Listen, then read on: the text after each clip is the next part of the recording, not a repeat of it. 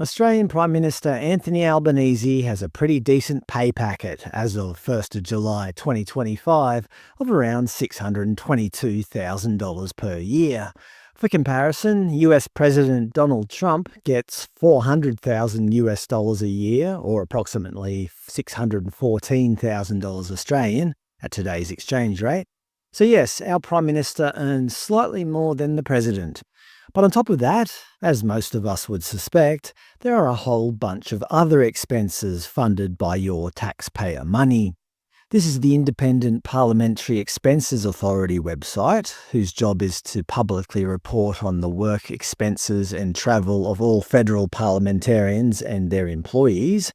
On their expenditure summary page, which was most recently updated 31st of July, you can filter by reporting period. We'll select the most recent, April to June 2025, and by role, we'll select parliamentarian. You can also filter by party and state, but we'll try those later. Looking at the results and sorting by total expenditure, you can see that the Prime Minister's office has by far the largest expenditure of all parliamentarians at more than $1.6 million. Remember, this is not over a period of a year, this is a single quarter, between April and June. Perhaps this is understandable as the leader of the country, but still, it's a lot of money. We'll get to the details of that spending soon. Coming in second is former Leader of the Opposition Peter Dutton at around $867,000, and surprisingly, or not, in third place, Minister for Indigenous Australians Malarndirri McCarthy, with an expense account of more than $674,000 in a single 3-month period. I don't understand, how can the Indigenous Affairs Minister be spending so much taxpayer money? Well, presumably, as part of her job, she has to travel to a lot of remote and regional communities, where a significant portion of the Indigenous population lives. Clicking on the PM's name will take us to the details of his spending. So between April and June, his office spent a total of $1.6 million. For example, international travel, $227,000, office administration, $137,000. If you click on Office Administration, you can see a breakdown of the expenses. Printing and communications, $129,000. That's a lot of printing. But by far the biggest spending is on employee travel, $1.2 million. They note this is the travel undertaken by 66 employees. The Courier Mail published a piece today where they crunched the numbers, titled "Alba's Jet Setters, Staff for Labor's Ministers Rack Up $22 Million Travel Bill."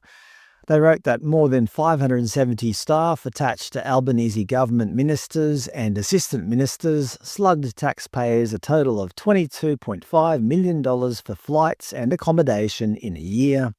In the article, they note that the offices of the PM and Foreign Minister Penny Wong have spent a combined $4.37 million on travel and accommodation in the past year. They also show a chart of the biggest spenders. The PM is at the top with more than $3 million spent on his 66 staff. Remember, this is just their travel and accommodation costs, not their salaries. Foreign Minister Penny Wong comes in second with more than $1 million spent on travel for her 24 staff. Home Affairs Minister Tony Burke, $903,000 for 20 staff. There's Ms McCarthy again, travelling around the continent, spending up big on her 20 staff. Anyway, you get the idea. While the rest of us use Zoom or the telephone, our MPs are shipping their entire crew around Australia and indeed the world.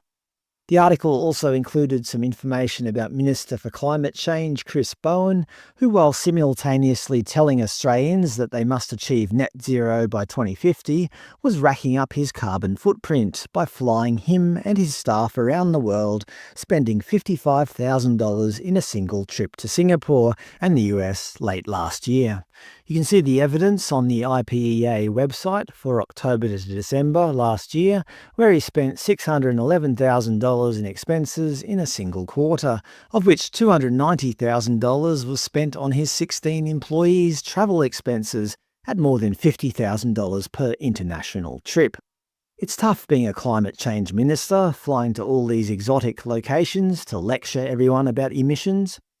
And as I mentioned earlier, on the IPEA's expenditure summary page, you can also filter by party. Let's select the environmentally friendly Australian Greens Party.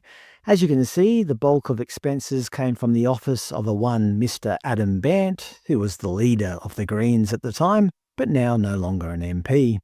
Over the last few years, he and his office have successfully spent millions of taxpayer dollars pursuing so-called climate action.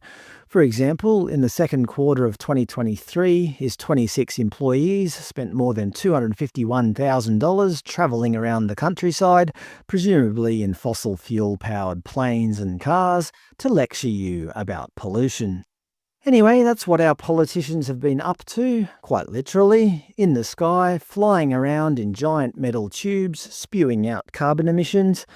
Now shut up and get back to work so you can pay for it all.